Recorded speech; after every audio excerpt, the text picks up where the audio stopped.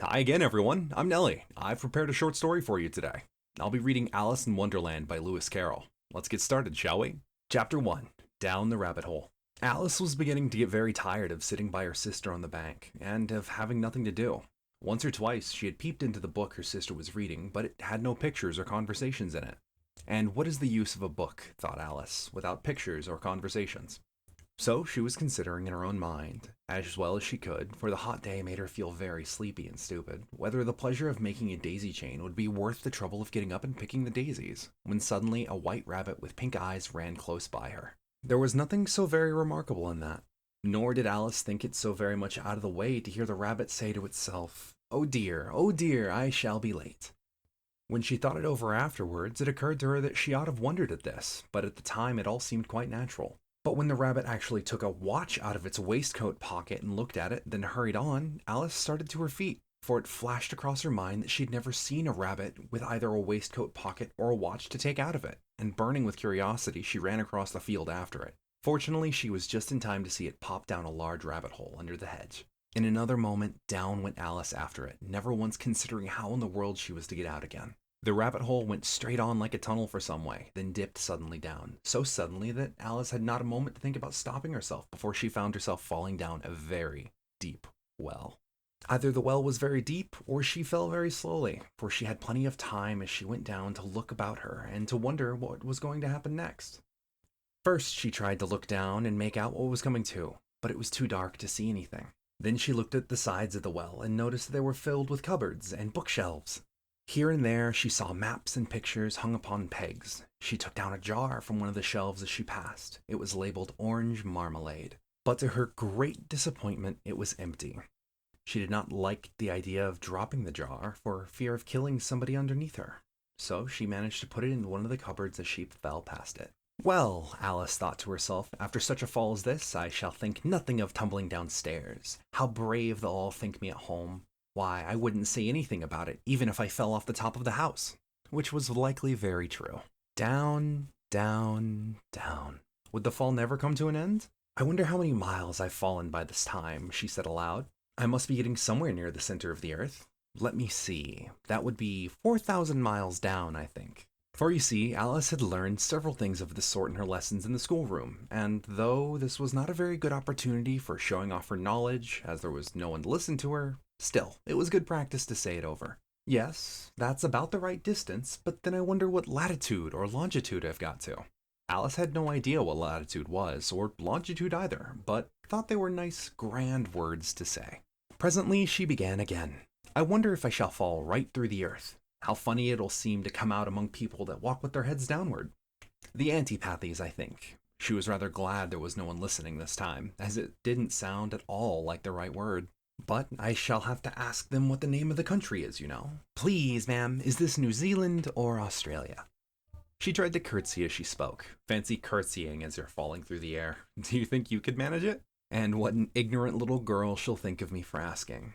No, it'll never do to ask. Perhaps I'll see it written up somewhere. Down, down, down.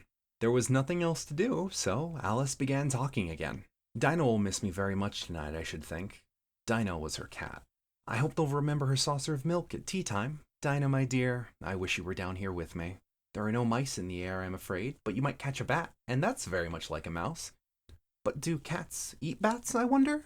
And here Alice began to get rather sleepy, and went on saying to herself in a dreamy sort of way, do cats eat bats? Do cats eat bats? And sometimes, do bats eat cats? For you see, she couldn't answer either question. It didn't matter much which way she put it. She felt that she was dozing off, and had just begun to dream that she was walking hand in hand with Dinah, and saying to her very earnestly, Now, Dinah, tell me the truth. Did you ever eat a bat?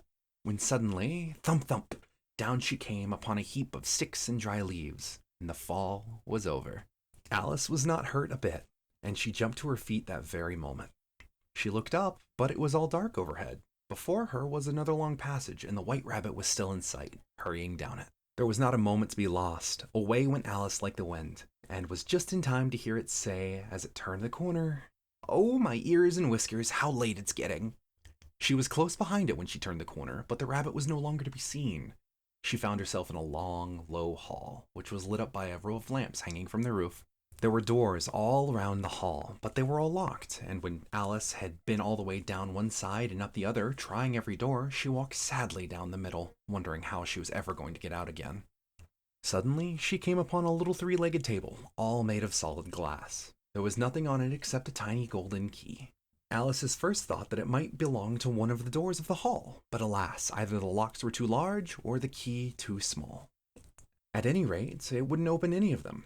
However, on the second time around, she came upon a low curtain she had not noticed before, and behind it was a little door about 15 inches high. She tried the little golden key in the lock, and to her great delight, it fit. Alice opened the door and found that it led to a small passage, not much larger than a rat hole. She knelt down and looked along the passage into the loveliest garden she'd ever seen. How she longed to get out of that dark hole and wander among those beds of bright flowers and cool fountains, but she could not even get her head through the doorway. And even if my head would go through, thought poor Alice, it would be very little use without my shoulders. Oh, how I wish I could collapse like a telescope. I think I could, if only I knew how to begin. For you see, many out-of-the-way things had happened lately, and Alice had begun to think that very few things indeed were really impossible. There seemed to be no use in waiting by the little door, so back she went to the table, half hoping she might find another key or a book of rules for collapsing people like telescopes. This time, she found a little bottle on it, which certainly was not there before. And on the round neck of the bottle was a paper label, with the words, "Drink me," beautifully printed on it in large letters. It was very well to say "drink me," but the wise little Alice was not going to do that in a hurry. "No, I'll look first," she said, "and see whether it's marked poison or not." For she had read several nice little histories about children who had got burnt and eaten up by wild beasts and other unpleasant things, all because they would not remember the simple rules that their friends had taught them. Such as that a red-hot poker will burn you if you hold it for too long, and that if you cut your finger very deeply with a knife, it usually bleeds. And she had never forgotten that, if you drink from a bottle marked poison, it is almost certain to disagree with you, sooner or later. However, this bottle was not marked poison, so Alice ventured to taste it. It had a sort of mixed flavor of cherry tart, custard, pineapple, roast turkey, toffee, and hot buttered toast. She very soon finished it off. "What a curious feeling," said Alice. "I must be collapsing like a telescope." And so it was indeed. She was now only 10 inches high. Her face brightened up at the thought that she was now the right size to go through the little door and into that lovely garden. First, however, she waited a few minutes to see if she was going to shrink any further. She felt a little nervous about this. "For it might end, you know," said Alice to herself, "in my going out altogether, like a candle. I wonder what I should be like then." She tried to fancy what the flame of a candle is like after the candle is blown out, for she could not remember ever having seen such a thing. After a while, and finding nothing more had happened, she decided on going into the garden at once. But alas for poor Alice, when she got to the door, she found that she had forgotten the little golden key, and when she went back to the table for it, she found she could not possibly reach it. She could see it quite plainly through the glass, and when she tried her best to climb up one of the legs of the table, it was far too slippery. And when she had tired herself out with trying, the poor little thing sat down and cried. "Come now, there's no use crying like that," said Alice to herself rather sharply.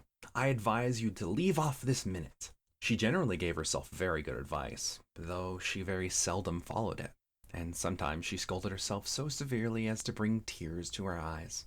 She once remembered trying to box her own ears for having cheated herself in a game of croquet she was playing against herself, for this curious child was very fond of pretending to be two people. But it's no use now, thought poor Alice, to pretend to be two people. Why, there's hardly enough left of me to make one respectable person. Soon her eyes fell on a little glass box that was laying under the table. She opened it, and found a very small cake on it, with which the words "Eat me" were beautifully marked in currants.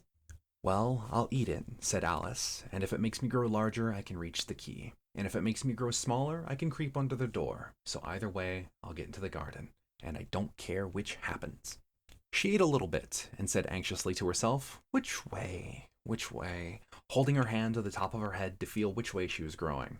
And she was quite surprised to find that she remained the same size. To be sure, this generally happens when one eats cake, but Alice had gotten so much in the way of expecting nothing but out-of-the-way things to happen. It seemed quite silly and simple for life to go on in such a common way.